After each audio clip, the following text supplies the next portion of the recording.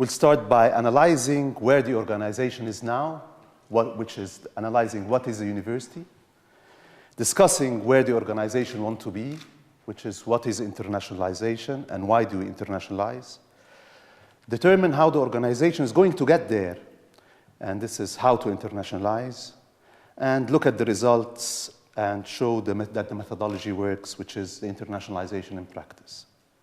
We'll start by defining what is a university, what is an academic institution.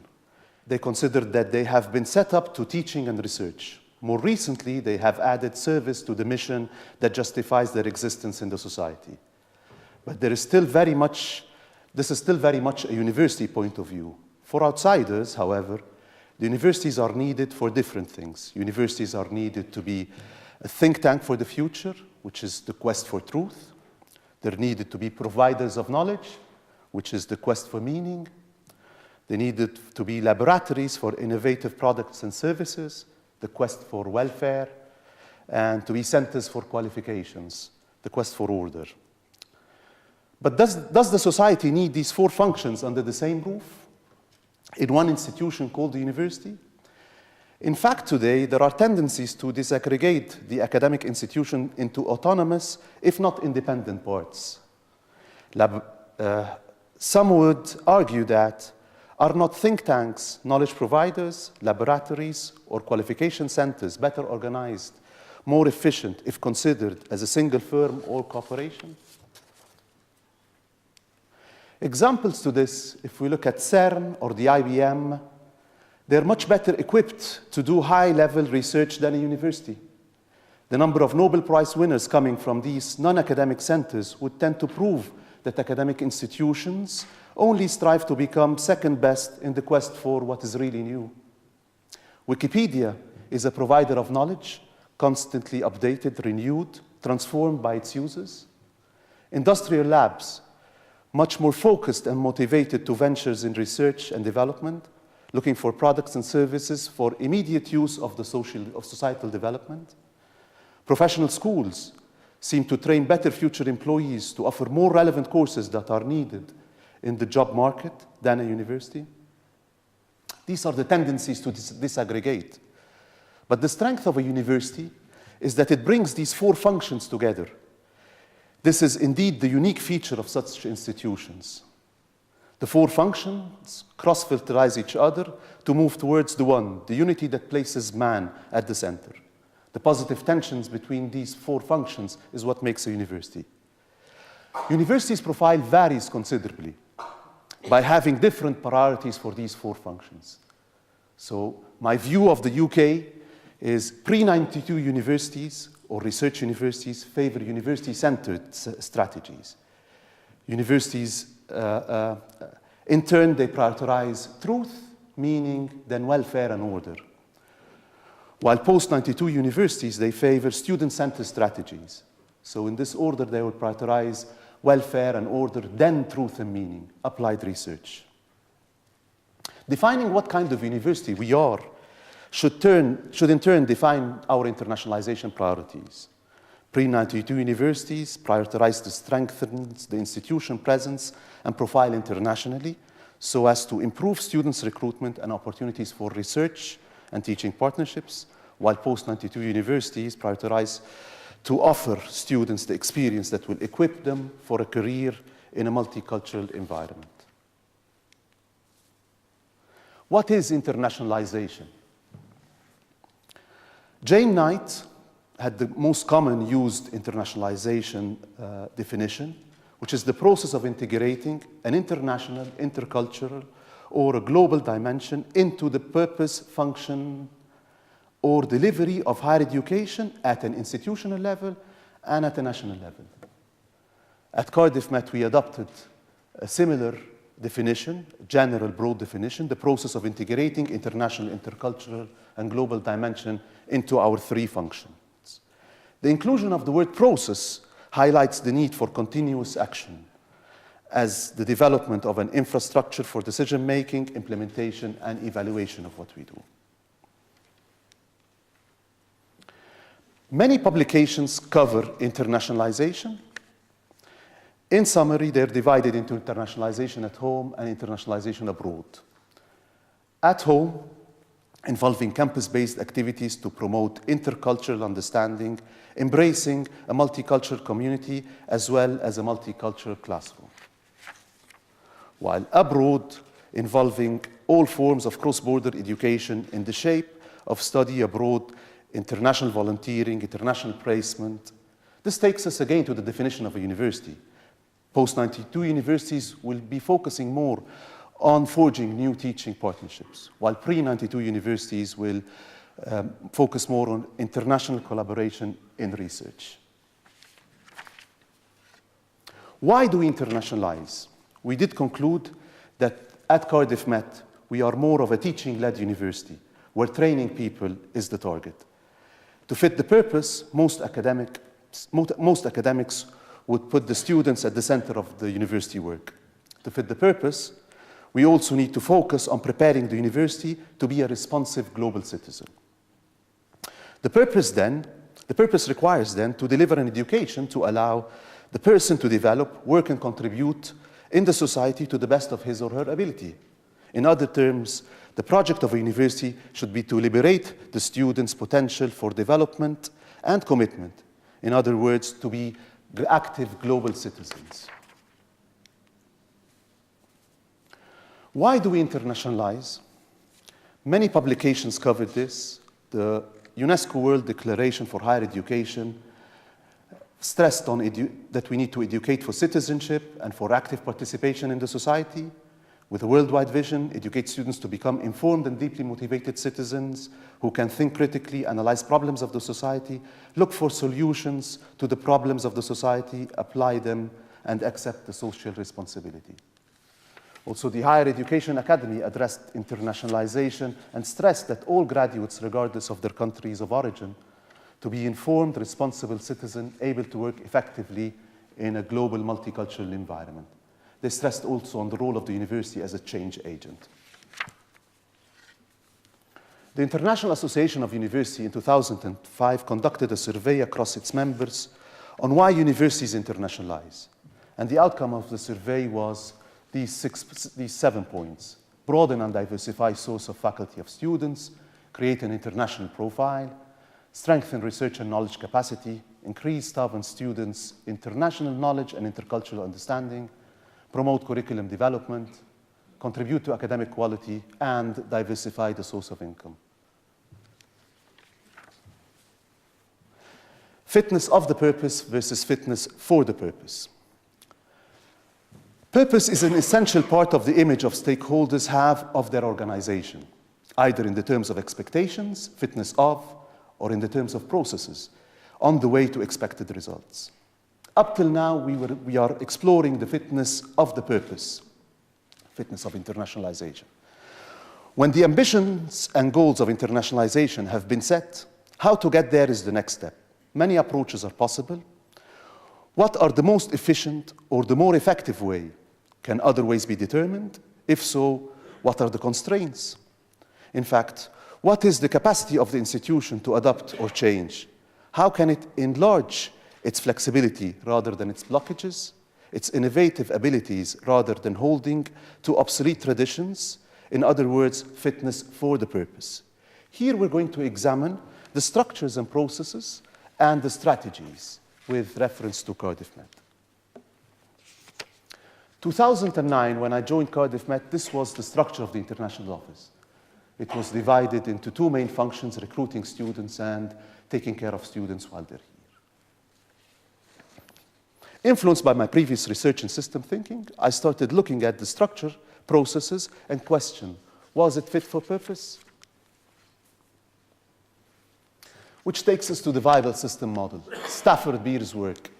Stafford Beer is one of the leading figures in the science of cybernetics, which concerns itself with the underlying law which govern how organisms, machines, and organizations maintain their identity and fulfill their purpose within their environment. I was fortunate to spend some time with Stafford Beer discussing organizational viability and his viable system model. Also to mention also to be mentored by one of his close followers, Professor Moscardini, sitting in the audience today. Cybernetics claims that there are underlying laws which apply equally to the manner in which the nervous system of an animal maintains control over its actions, to the way in which species maintain itself within an ecosystem, and to how corporations maintain its existence in the marketplace. Looking at the human body, Stafford Beer defined 5 systems in a human body. System 1, which is all the muscles and organs, the parts that actually do something.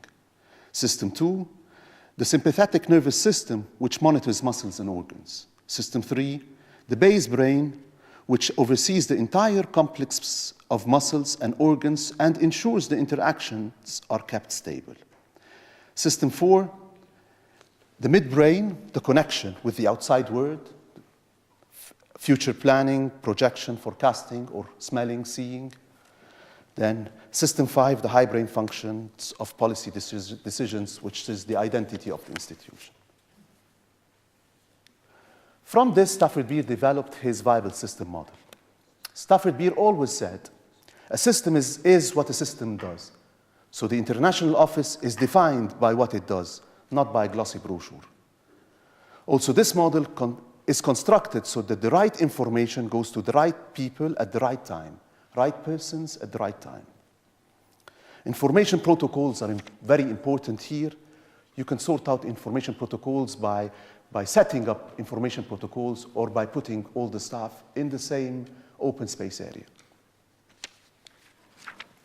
This is how the international office looks now. But these are people, not functions yet. So each box of these constitutes of one of the members of the international office, and I am one of them. The strange thing about, or the thing about this structure is the extra parts, the red parts, or the red lines going across the departments, which stems from Stafford Beer's work. So this is how the viable system looks like of the international office. But this side is functions, it's not people. So as you can see at the bottom, we have 4 system 1s, which are development, marketing, welfare, and admissions. They communicate with each other, and they communicate with the systems on top, System 3 and System 4 and System 5. But these are functions, again, not people. We had also to look at the international office from a different point of view, the causality between the functions of the international office. Is it fit for purpose?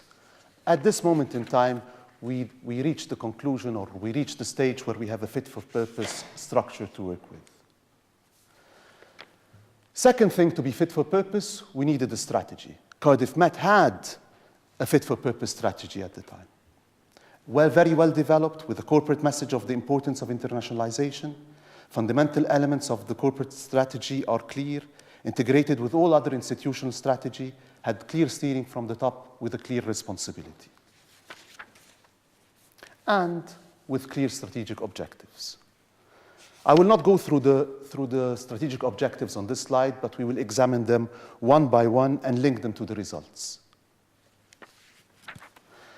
It's very important, however beautiful the strategy is, we should occasionally look at the results. This is another way to say what Stafford Beer said, which is a different way of saying what a system is, what a system does.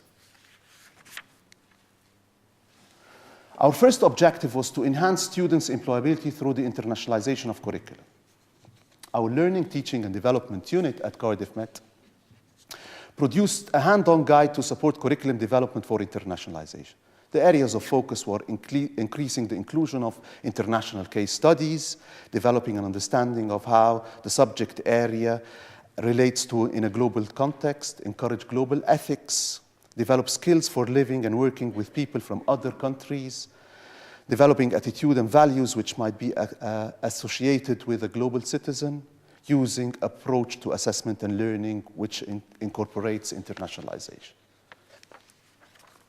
Second objective, to promote recruitment of staff from outside the UK. Although this has proven difficult due to external factors, but it helps a lot in rejuvenating teaching and the research capacity of the institution. It facilitates internationalization at home, both among students and staff. It will inevitably lead to introduction of different teaching styles and contents. International staff use different pedagogies. There will be implications for students, which may be beneficial. This will be maybe beneficial for internationalization of the curriculum. Our third objective, which is to develop a more balanced distribution of overseas students between schools and programs, and to increase the number of the non-UK EU students. Approximately 12% of Cardiff Met students in 2009 were from an excess of 50 countries outside of Europe, but the challenge we faced is that 70% of them were concentrated in one school, from one country, and in a handful of postgraduate programs. So the strategic objectives was to develop a more balanced distribution, looking abroad using our new structure, which is fit for purpose. We are pleased to be one of the few universities in the UK with an increase of non-home EU students, with the majority of the increase from countries defined as countries of growth to us. At home, we provide our students as well, and our international students, with an environment to help them reach their potentials, including friendly environment, student helpers, welfare, social programs, language and cultural events, students' mobility, and students' exchange mobility. For this, our international students ranked us the top in the UK for overall student satisfaction. This is an independent student survey conducted by iGrad. Fourth strategic objectives: to expand on transnational education collaboration, provision activities with a robust quality environment. Cardiff Met had well-established partnerships since 2005 in London, Singapore, and Greece. Now we've reached 13 T&E partners in 12 countries, and we are currently in discussion with the green partners in the green countries, and we're looking at the countries in black. To be able to do this, or to ensure Cardiff Met's success in the transnational education, we will need to concentrate upon our competitive strengths, which is focusing on a limited number, approximately 20, access to academic support from well-qualified and reactive and supportive experts in Cardiff Met, access to high-quality resources for staff and students, high-quality administrative support, and a robust quality assurance mechanism. Our first partner since 2005 is the London School of Commerce in London. It's now our associate college, and it has campuses in several countries, and we work very closely with them on more development. Our second partner, also started in 2005, is the East Asia Institute of Management in Singapore. Third partner, Hong Kong University, started in 2007, running our food safety management programs. Hong Kong University is one of the top 20 universities on the Shanghai list, and they offer Cardiff Met's food safety management programs. After this, we started looking with a different way at things and integrating the different parts of the international office together. So we started looking at the European Neighbourhood and Partnership Instrument. They had two very successful projects. The first project is TEMPUS, which supports modernization of higher education, in-country capacity building. The other projects are the Erasmus Mundus projects that promote cooperation between higher education institutions through encouragement of students' mobility and exchange of research and academic staff. We started looking at the first area defined by Europe as MP South, and we applied for our first project, Leadership in Higher Education Management, at the time as the University of Wales Institute Cardiff, in partnership with the Leadership Foundation, with the University of Bari, and with Ionian University. And I'm pleased to welcome Professor Agostino Marengo and Professor Maria Pia from Bari University here today. So looking at the partners in this project, we needed to establish our presence as Cardiff Met in this area. So we started working with 4 ministries of higher education in this first project. And the partners in red are our current, or our partners that came out of this project to become our T&E partners or our strategic partners. We also have the partners in blue, which are regional organizations like the Magna Carta Observatory, the Association of Arab Universities, and the Arab Network for Quality Assurance Agencies. The project started by scoping visits for the 4 countries to determine the needs of leadership development in each country. And these are our members of staff with the ministers of higher education and top people in the 4 countries, looking at the scoping of the country and the needs of leadership in these countries. From this project as well, we established our link with Fayoum University. The Egyptian government at the time commissioned 4 public universities to set up new universities as an extra university for them, to meet the increasing in higher demand in higher education in Egypt. Cairo University signed up with Nottingham. Fayoum University signed up with UWIC at the time.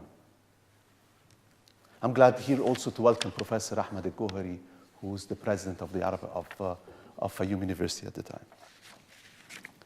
From this project as well, we had a partnership in Morocco set. And this is the Superior Institute of Science and Technology that offers our programs in Morocco amongst programs of the School of Education, the School of Management, and also welcome to Professor Tariq Obaid. We were fortunate to have Prince Charles opening our 2nd campus in Morocco in 2011 in Rabat.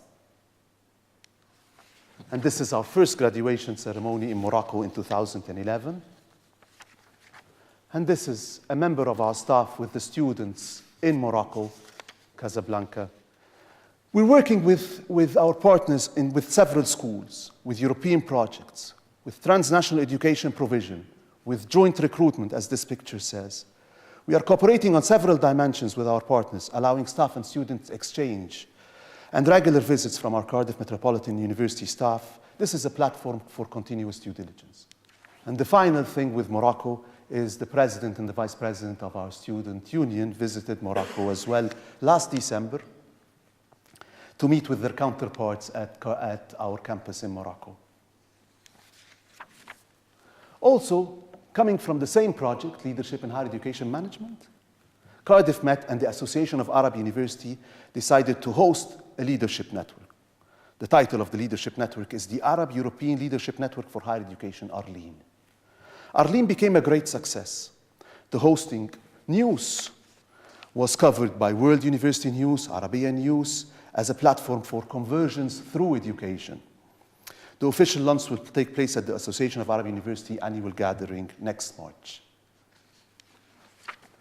Second project, 3 million euros for Erasmus Mundus. If you look, we're focusing again or capitalizing again on our strategic partner at the time was Fayoum University, and we've added here the Arab Academy of Science and Technology. We went to the Arab Academy of Science and Technology. This is to set up a transnational education operation with them. The Arab Academy of Science and Technology, by the way, is one of the Arab League of States specialized organization.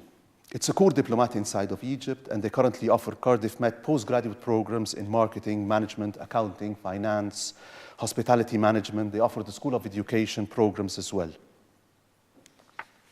We received the president of the Arab Academy here.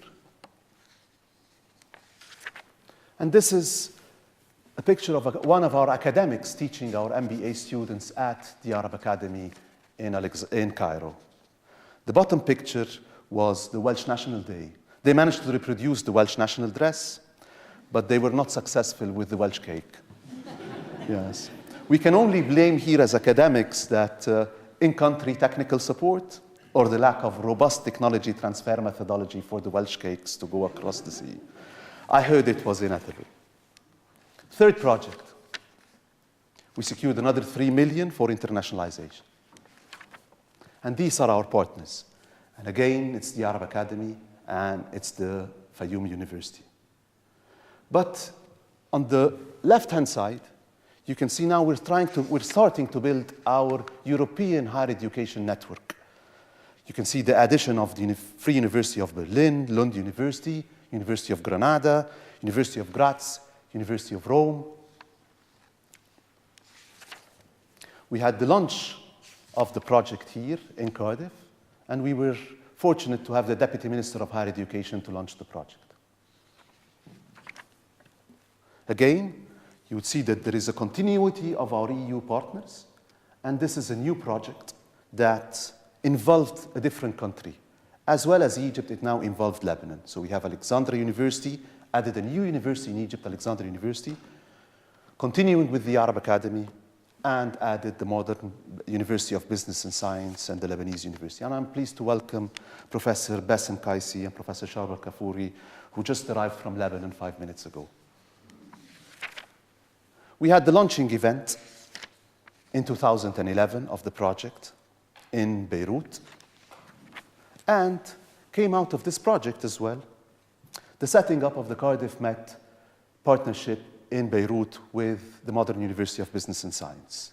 This was hosted at the British Ambassador's residence in Beirut, and it was well attended by several. We currently have about 80 students in our first cohort studying there, and we're building on our success there. We're offering programs in management, and we're looking at offering very soon programs in art and design and for the School of Education. Also, in this new project, we've seen that we've added Alexandria University. The reason for adding Alexandria University is that we needed to offer programs that are in need in Egypt, like health sector management and sports medicine. These programs do not have an equivalent in Egypt. The Arab Academy, our strategic partner, does not have a school of medicine, so we involved Alexandria University in our higher education network to support us on this. Alexandria University is a renowned public university in Egypt with around 200,000 students. They're ranked 303 in the top 400 university guide in the 2011 Times Higher Education. We signed with them a trilateral agreement between us, Alexandria University, and the Arab Academy. We received the president of Alexandria University and the vice president here soon after. Our fifth project. As you can see here, I'm not going into the details of the project. I'm just showing the trend that's happening in the project, the partnerships across the project. The European partners are more or less the same, with an expansion, like adding the University of Salamanca, one of the oldest universities in Europe. So we're adding to our European partners. We are still focusing on our national partners within country, the ministries of higher education in Lebanon, Jordan, and the Palestinian Authority here. Sixth project, again, adding new universities, like the University of Bologna, one of the oldest, or the oldest university in Europe, and the University of École Centrale de Nantes in France, and the University of Santiago de Compostela, focusing again on the national partners like the ministries of higher education in Tunisia, Algeria, Libya, Egypt, Morocco.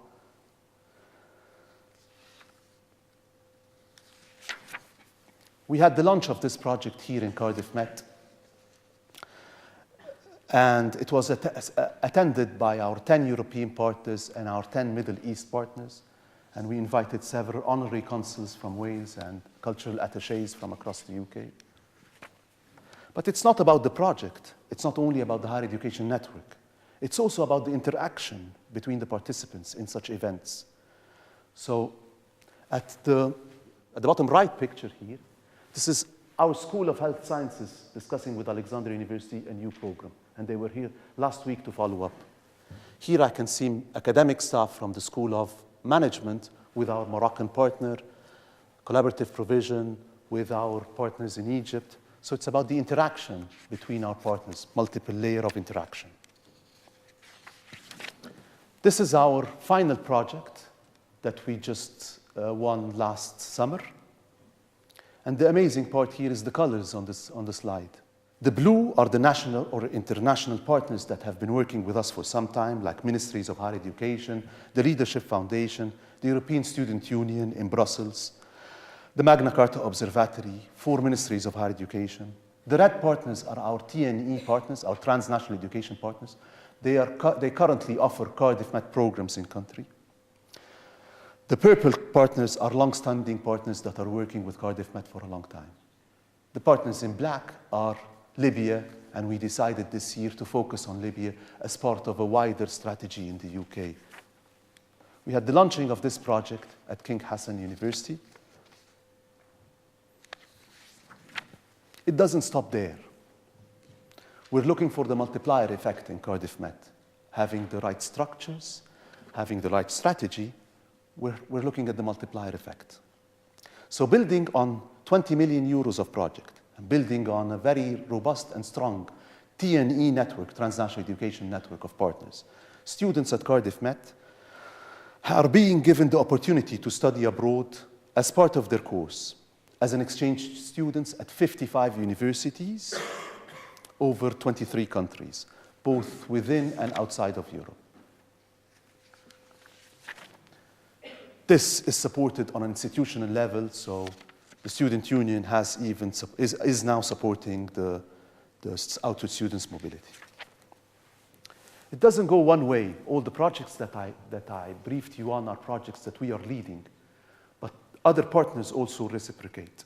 The University of Salamanca asked us to be a partner in one of their projects. The École Centrale de Nantes asked us to go with them into India, and the University of Bologna asked us to go with them to Ukraine, Moldova, Azerbaijan, Georgia, and Armenia.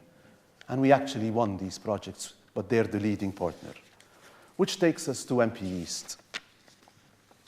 MP East, we received at Cardiff Met, director of Donetsk National University, which is one of the most prestigious public universities in Ukraine. We did submit with them 3 TEMPUS proposals. The city of Donetsk in Ukraine already has historical links with Wales. It was founded in 1869 by a Welsh businessman, John Hughes, and hence was named after him, Yusufka, until 1924. Hughes being the Russian Ukrainian approximate of Hughes. We're also in Bulgaria with one of the top business schools in Bulgaria, International University College. We're in Sri Lanka, where we had last November or December, our graduation ceremony. 520 students graduated studying on Cardiff Met programs. Some of the students decide to come and study here or to come for their graduation here in Cardiff Met, which gives them the feeling of belonging to Cardiff Met, and to Wales. We're also in India. In 2012, we started our partnership in India with Planet EDU. We were fortunate to have the First Minister present at the signing ceremony. And this is to offer our programs in a distance learning format in India, our School of Management programs, the MBA and the undergraduate programs. Capitalizing on the same partner again, and cooperating with them on several dimensions, which allows multiple staff and students exchange, we set up our office in India last year, and this office would work as a platform for Cardiff Met in India to recruit and to show commitment from Cardiff Met to India. Internationalization doesn't have to be abroad. Internationalization can be here. So, top right, this is the presidents and vice presidents of several Saudi universities at the Cardiff School of Education, training on quality assurance. The bottom is the Arab Organization of Quality Assurance in Education Conference, which was hosted here in Cardiff Met. These are deputy ministers of higher education across several countries.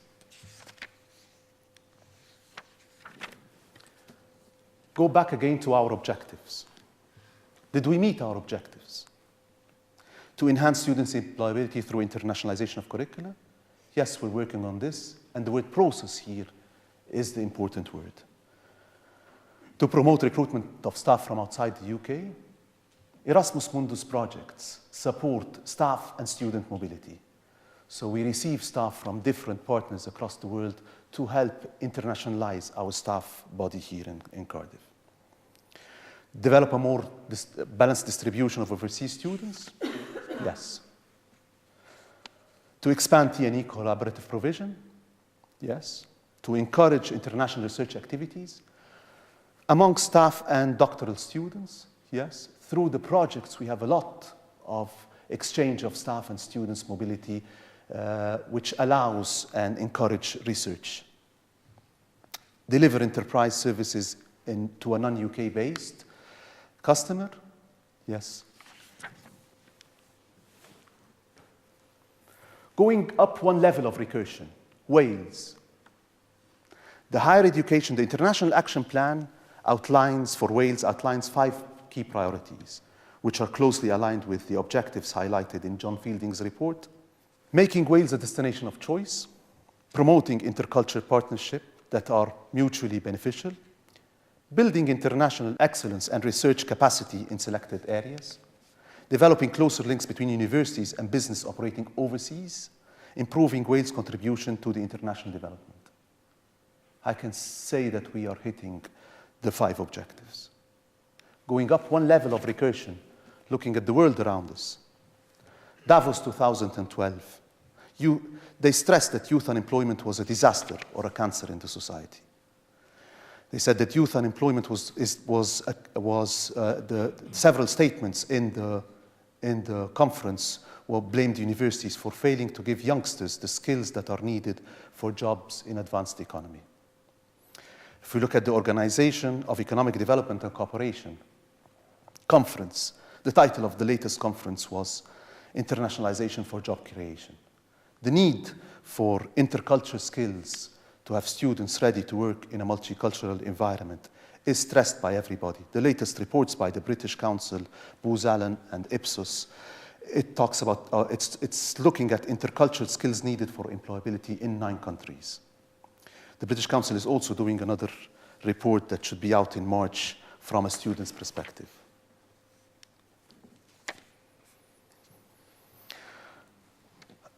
The latest International Association of University survey stressed that outgoing mobility, student exchange, and attracting students are generally given the highest priority within any institutional internationalization policy. But the lack of funding universally is the most important barrier to advance internationalization. To conclude, at Cardiff Met, we do not have the funding problem at the moment because we looked to be fit for purpose. We explored what kind of internationalization is fit with Cardiff Met, stemming from how do we prioritize the functions of our institutions, welfare and order, truth and meaning. Fitness for purpose by having a robust strategy and a viable lean structure to take us forward. This is, of course, aided by innovative ways in implementing, including aligning our strategy with the European Commission strategy and having several layers of interaction with each partner. Thank you.